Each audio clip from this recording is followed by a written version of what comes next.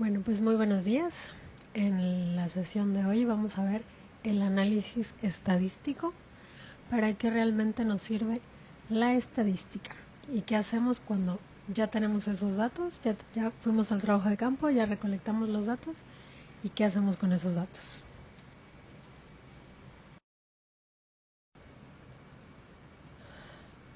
El objetivo de esta sesión es comprender los elementos básicos del análisis estadístico descriptivo, incluyendo medidas de tendencia central, dispersión, distribución o forma, y las formas de organizar y presentar los resultados, para interpretar datos en la investigación y específicamente pues en calidad de la atención clínica con mayor rigor y claridad.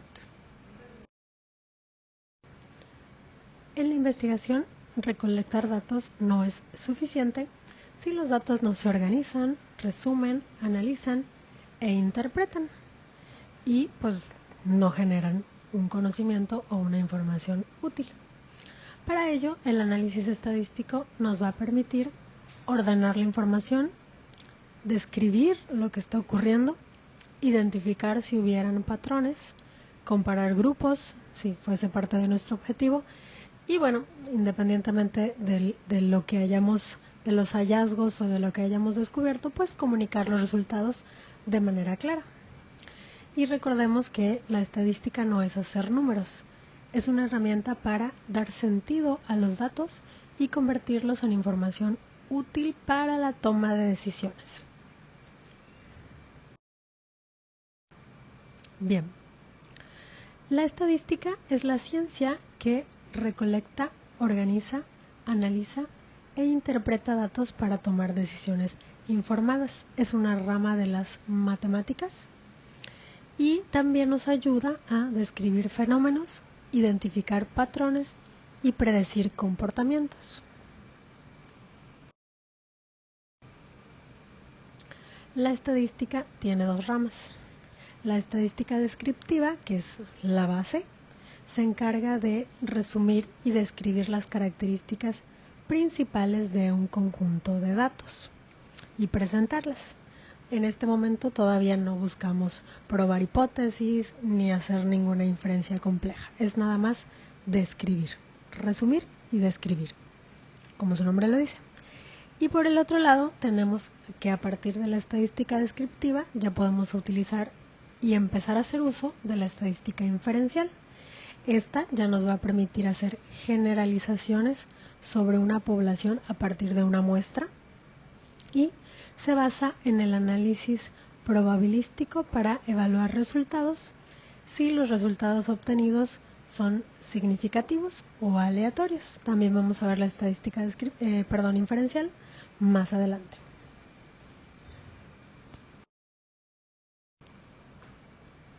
En cuanto a sus aplicaciones en calidad, la estadística descriptiva nos puede ayudar a describir porcentajes, frecuencias, resumir tiempos, mostrar lo mismo, ¿no? Porcentajes, frecuencias, promedios, presentar distribuciones, incluso pues comparar entre grupos, entre medicamentos, entre lo que nos interesa estudiar, ¿no?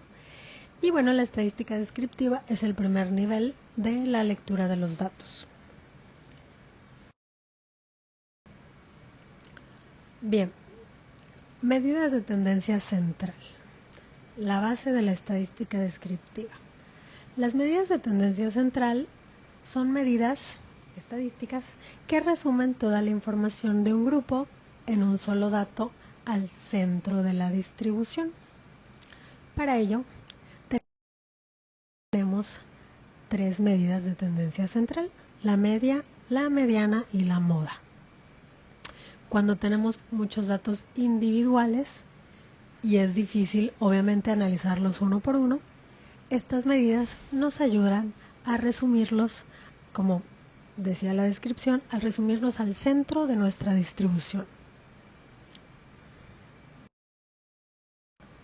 Ok, la primera medida de tendencia central, que es la moda, esta, pues como su nombre lo dice, representa el valor o la categoría que tiene mayor frecuencia en nuestro conjunto de datos y puede aplicarse tanto a datos cualitativos como cualitativos.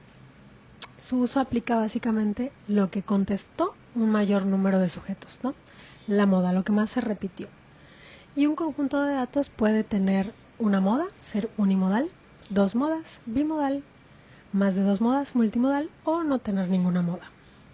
Las escalas de medición, las que aplica o las que la podemos utilizar son todas, básicamente, desde que las vimos la sesión pasada.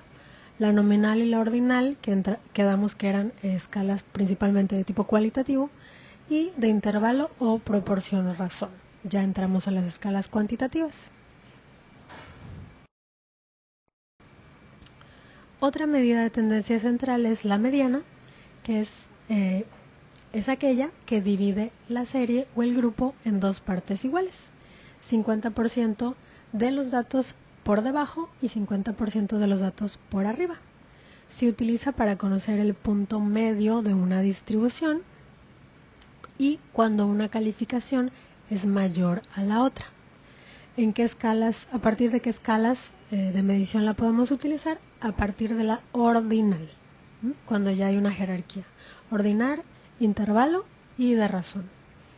Y bueno, aquí tenemos la formulita de la mediana, que es ordenamos los datos de menor a mayor y el dato que queda en medio, si es impar, sería la mediana, o si es par, sumamos los dos datos de en medio y lo dividimos entre 2.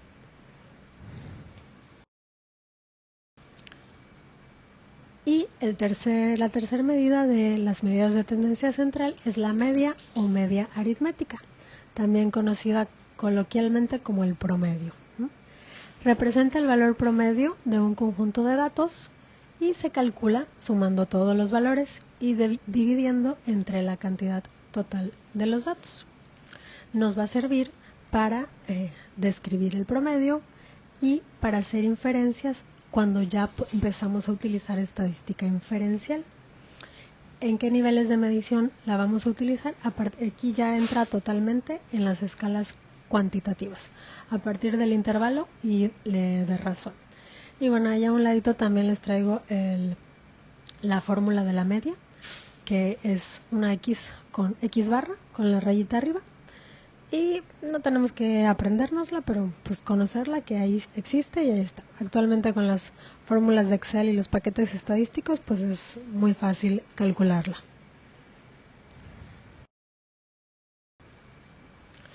Y bueno, también les traigo una tablita comparativa para ver cuáles son las diferencias entre cada una de las medidas de tendencia central, donde y qué ventajas y desventajas tiene cada una. Por ejemplo, ¿no? En la media, entre sus ventajas es que es fácil de calcular y usar en análisis estadísticos, pero no representa bien las distribuciones asimétricas. En unas láminas más vamos a ver las distribuciones de forma. La mediana representa mejor el centro de los datos, pero su desventaja es que no considera todos los valores, únicamente los del centro. Y la moda, pues, es útil para identificar valores frecuentes, pero no considera todos los datos, siendo poco representativa para valores o datos numéricos. Bien, otro tipo de medidas que tenemos son las de dispersión. En contraste con las medidas de tendencia central, las de dispersión indican el grado de la variabilidad de los datos respecto al centro, ¿okay? Mientras que las medidas de tendencia central resumen toda la información de un grupo en un solo dato al centro, las de dispersión indican el grado de variabilidad de esos datos con respecto del centro. Entre ellas, las más utilizadas son el rango, la varianza y la desviación estándar. El rango, pues, es la diferencia entre el valor mínimo y el valor máximo de un conjunto de datos. También en algunos libros, para algunos autores, se puede llamar también recorrido o amplitud. Y el nivel mínimo en la escala de medición es el intervalar. Meramente aquí ya entramos igual a escalas cuantitativas. Y bueno, aquí tenemos la fórmula del rango, valor máximo menos el valor mínimo. La varianza, por su parte, indica cuánto se alejan en promedio los datos respecto a la media, pero expresado en unidades al cuadrado. Mide la variabilidad con respecto al promedio y es más útil como base conceptual y estadística que como valor clínico de interpretación directa, en general, no únicamente en la clínica. Es la base también para calcular la desviación estándar y se usa para analizar la dispersión en pruebas estadísticas inferenciales nunca descriptivas. Y la escala de medición también en la que entra es la intervalar. Aquí también les traigo de ejemplo las fórmulas de varianza para una muestra y para una población, ¿no? S al cuadrado es para la muestra y sigma al cuadrado para la población.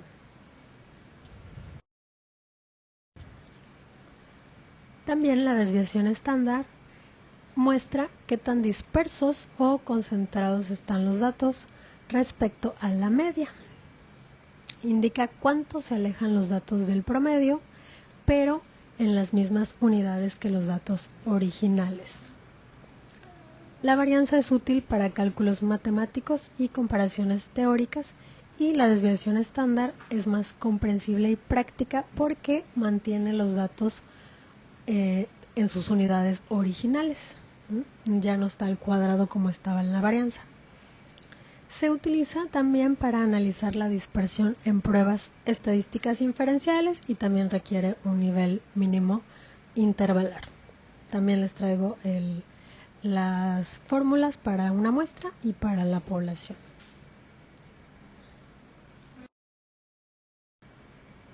De igual forma, podemos ver una tablita comparativa de las características de cada una de las medidas de dispersión.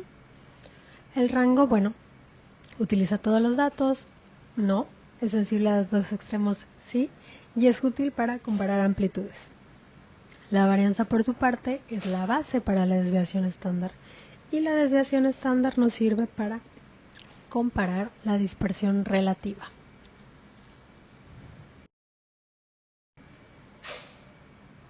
Bueno, en calidad no solo importa cuánto en promedio, sino también qué tan variable es el proceso.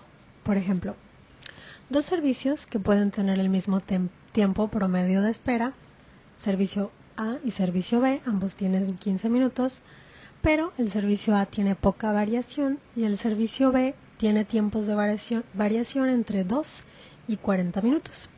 Aunque la media sea la misma, la calidad del proceso no es el mismo claramente. Y por eso tenemos que analizar bien cuál medida es la que más nos sirve para representar el proceso o el problema que estamos estudiando.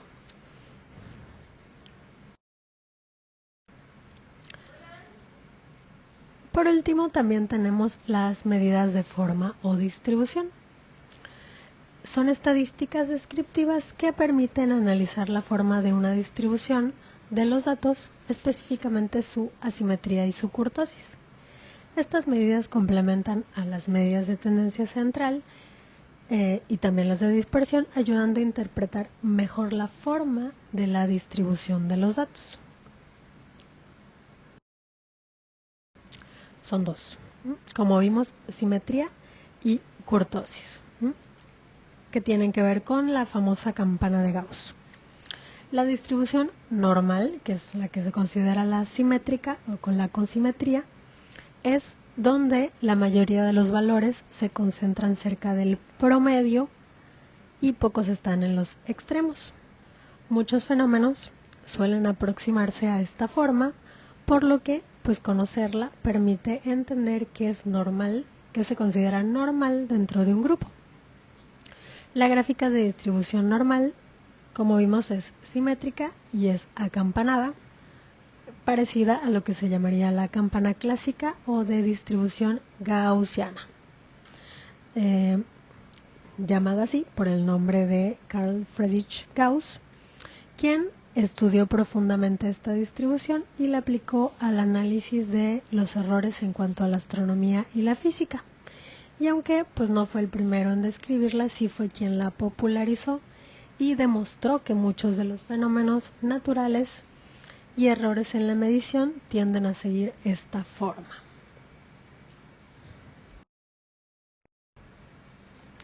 Bien, la primera medida de distribución es la asimetría. Esta nos indica qué tan simétrica es la distribución con respecto a su media. Bueno, aquí también les traigo la formulita, y si nuestra campana o nuestro conjunto de datos tiene una distribución 0, se considera que es simétrica. Si tiene una distribución mayor a 0, es con asimetría positiva, o menor a 0 con asimetría negativa. Y la kurtosis mide el grado de concentración de los datos en torno a la media. Se compara la kurtosis de la distribución normal, cuyo valor es 3, ¿no? Originalmente la kurtosis, para que consideramos que tiene una distribución normal, como la campana clásica, debe ser 3. Si es mayor a 3, se considera leptocúrtica, y si es menor a 3 se considera platicúrtica. Sin embargo, actualmente los programas estadísticos ya ajustan la kurtosis para que ya no tengamos que hacer los cálculos con base en el 3, sino ya que sea de igual forma que la simetría, siendo la kurtosis ajustada mesocúrtica igual a 0, mayor a 0 la leptocúrtica y menor a 0 la platicúrtica.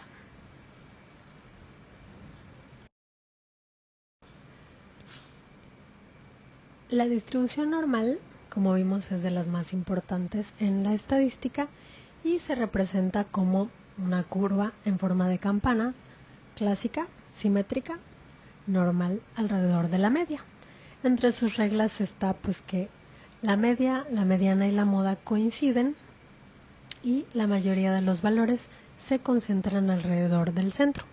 Los valores extremos, a la derecha y a la izquierda, son menos frecuentes y la dispersión depende mucho de su desviación estándar.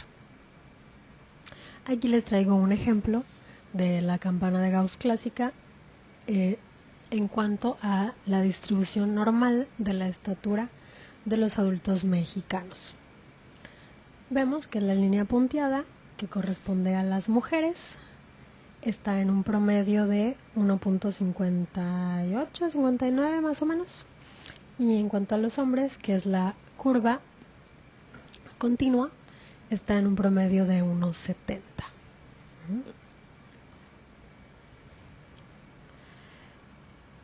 Podemos decir que la campana de Gauss es más alta para las mujeres porque la distribución de estatura en ellas está más concentrada y pues tiene mayor densidad de población, de probabilidad, cercana a la media. La mayoría de las mujeres, como vimos, están en una altura promedio del 1.58. En cambio, en el caso de los hombres es más ancha y más baja porque indica que hay más variabilidad en cuanto a la estatura masculina.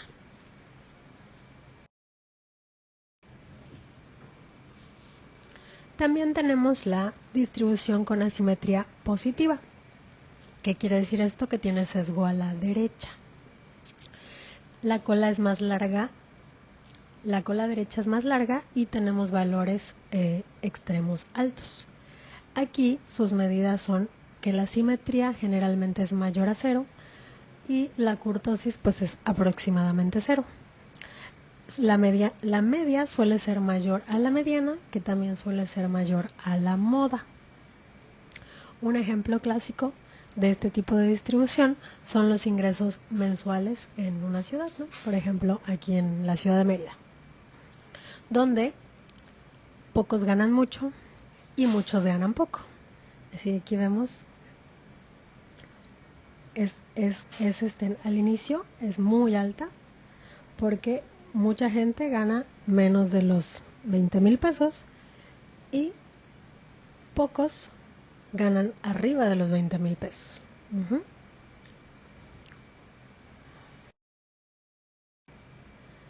Otro ejemplo es la distribución con asimetría negativa, que significa que tiene el sesgo a la izquierda. Esta se caracteriza por tener la cola izquierda más larga y tener valores extremos bajos. Entre sus medidas está que la simetría es menor a 0 y la kurtosis es aproximadamente 0. También la moda suele ser mayor que la mediana, que a su vez es mayor que la media. Un ejemplo de ello pues es la edad de jubilación en México, donde pocos se jubilan muy jóvenes y la mayoría se jubila cerca del promedio. Aquí vemos pues casi nadie se jubila antes de los 55 y aquí de repente sube, donde ya mucha gente se jubila a partir de los 64, 65 años.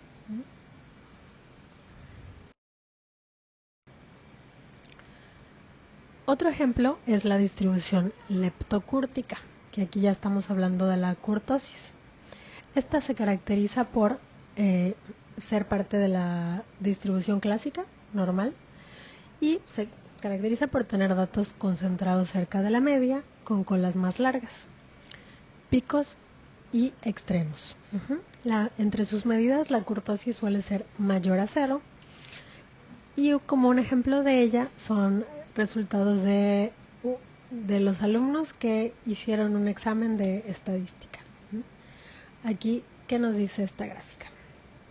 La mayoría obtuvo calificaciones entre 70 y 80, y aquí unos cuantos tuvieron 40, aquí viene donde se ubica la mayor parte, y otros tantos aquí tuvieron 90.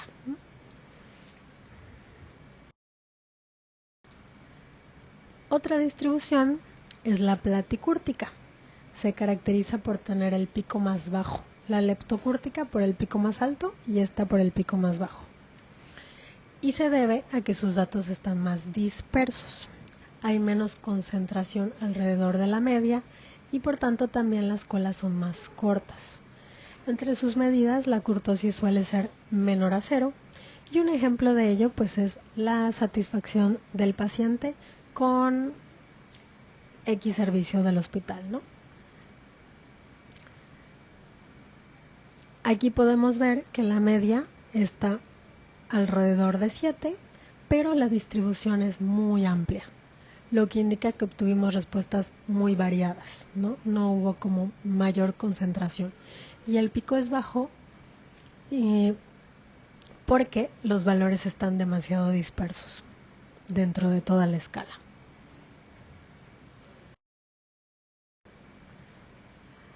Bueno, aquí está la interpretación concentrada de las medidas de distribución y forma, donde, como dijimos, si la simetría es igual a 0, se considera una distribución normal simétrica, y si la kurtosis igual en los paquetes estadísticos es 0, se considera normal mesocúrtica.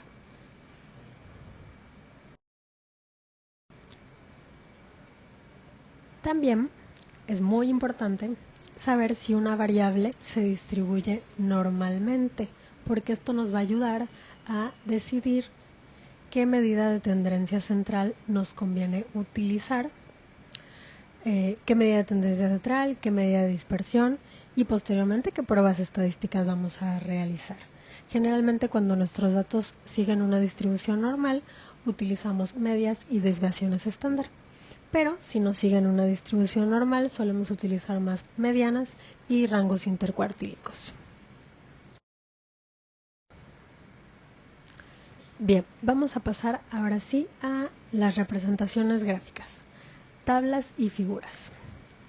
Las tablas y figuras facilitan la interpretación visual de la información y nos permiten ver de manera rápida cómo se distribuye un conjunto de datos sin tener que leer uno por uno, ¿no? En un vistazo poder ver más o menos cómo se distribuyen los datos, ya sea quiénes están por arriba, quiénes están por abajo, quiénes se acercaron a determinado promedio, etc.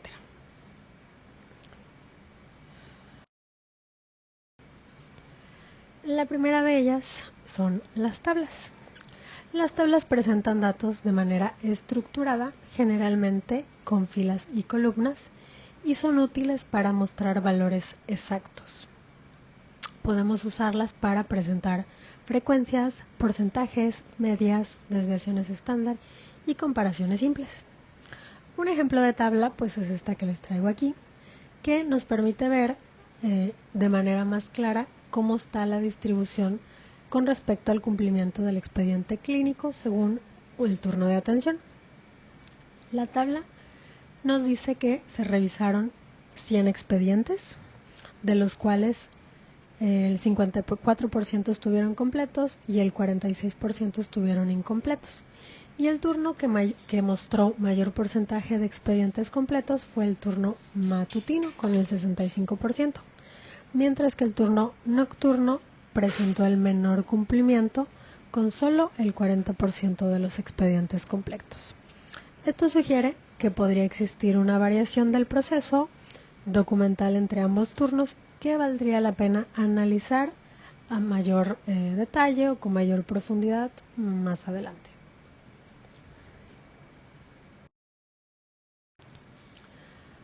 Otro ejemplo son los cuadros. Aunque en muchos contextos académicos cuadros se usa para resumir información analítica o categórica, también hay quienes utilizan información numérica, pero el cuadro generalmente se utiliza más para presentar variables de tipo categóricas. Un ejemplo de ello, pues, es este que les traigo. Es un cuadro sobre clasificación de eventos adversos por gravedad y tipo. Y a diferencia de una tabla, este cuadro no busca mostrar frecuencias o porcentajes, como bien vemos no tiene datos numéricos, sino que busca organizar de forma analítica los factores que podrían estar influyendo en un problema de calidad. Y este caso permite visualizar que el incumplimiento del expediente clínico no depende de una sola causa, siguiendo el ejemplo de la tabla anterior, sino de factores relacionados con diferentes elementos como puede ser el recurso humano, la organización, la capacitación, el proceso asistencial y el contexto institucional. El cuadro es útil cuando queremos presentar clasificaciones, categorías de análisis, comparaciones conceptuales, factores asociados, ventajas, limitaciones, etcétera, etcétera.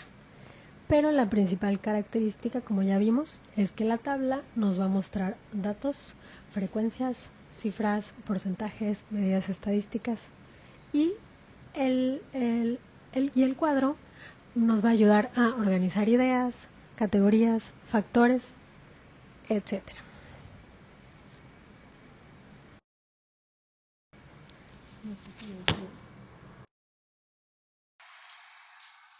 Ahora pasamos a las gráficas. Este es el ejemplo de una gráfica de barras verticales, que se caracteriza principalmente porque las barras no están unidas. Y podemos presentar en ella frecuencias absolutas, frecuencias relativas y porcentajes. Principalmente datos nominales u ordinales. Estamos dentro de las escalas cualitativas. Y también se caracterizan por tener una anchura idéntica en cada una de sus barras. Aquí esta gráfica presenta el número de pacientes por diagnóstico en una muestra de 50 pacientes y vemos que la mayoría de los pacientes tuvieron el diagnóstico de hipertensión. Otro tipo de barras son las barras, vimos las barras verticales y estas son las barras horizontales. Tienen las mismas características que las anteriores. Y bueno, este ejemplo es un ejemplo de resultados en cuanto a los niveles de satisfacción de los pacientes hospitalizados. Y vemos que la mayoría de los pacientes reportaron estar satisfechos con el servicio del hospital.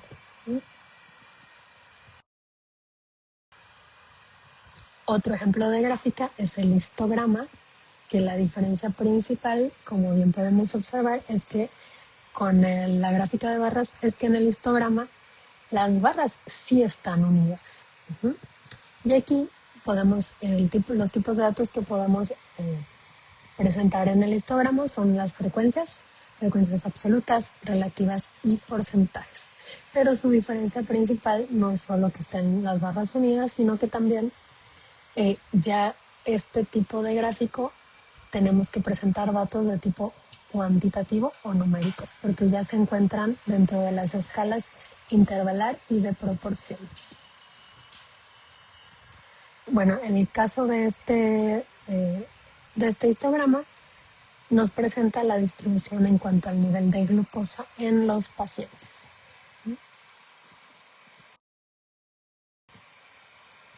Otro tipo de gráfico o figura es el polígono de frecuencias. Este se caracteriza por ser una gráfica lineal, donde podemos presentar frecuencias absolutas, relativas y porcentajes.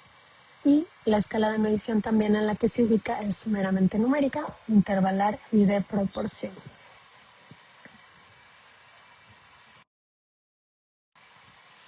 También tenemos la ojiva o el polígono de frecuencias acumuladas, que como su nombre lo dice, vamos a presentar únicamente frecuencias acumuladas.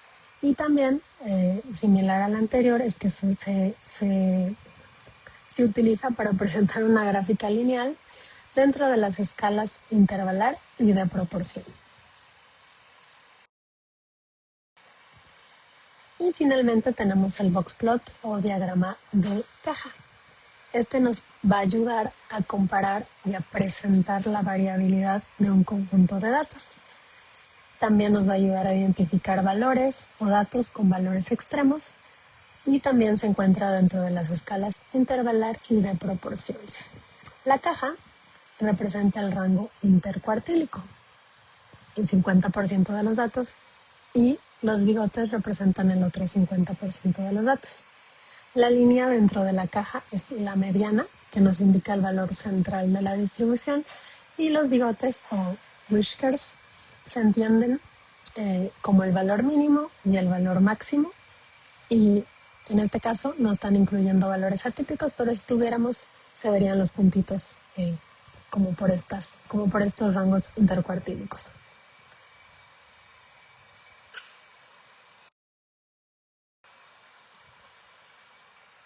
Bien, los resultados tenemos que presentarlos u ordenarlos u organizarlos de la siguiente manera.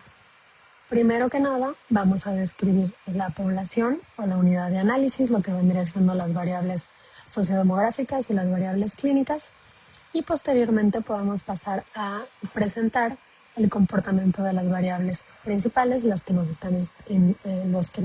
nos interesa estudiar, generalmente nuestra variable dependiente e independiente. También tenemos que presentar los análisis según los objetivos que nos planteamos al principio de la investigación. En este capítulo de presentación de resultados tenemos que contestar esos objetivos y bueno, podemos utilizar las tablas y figuras que acabamos de ver de acuerdo con nuestros datos y la distribución de nuestros datos. Un ejemplo que les traigo es, siguiendo con el caso del expediente clínico, que si estudiamos el cumplimiento de dicho expediente, los resultados podrían presentarse de la siguiente manera. Primero, pues el número de expedientes total que revisamos. A lo mejor después podremos presentar la distribución por turno. También podríamos presentar el porcentaje general de cumplimiento, incluir algún apartado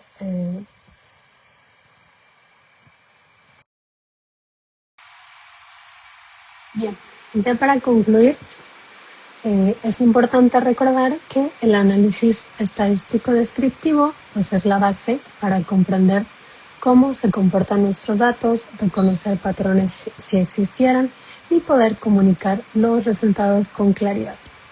La estadística descriptiva nos ayuda a organizar y resumir los datos. Las medidas de tendencia central nos muestran el comportamiento general de nuestros datos y las medidas de dispersión nos muestran la variabilidad que tienen nuestros datos. También la distribución normal nos ayuda a interpretar el comportamiento de las variables numéricas. Las puntuaciones permiten comparar valores respecto al promedio y las tablas y gráficas bien construidas facilitan la interpretación de los resultados.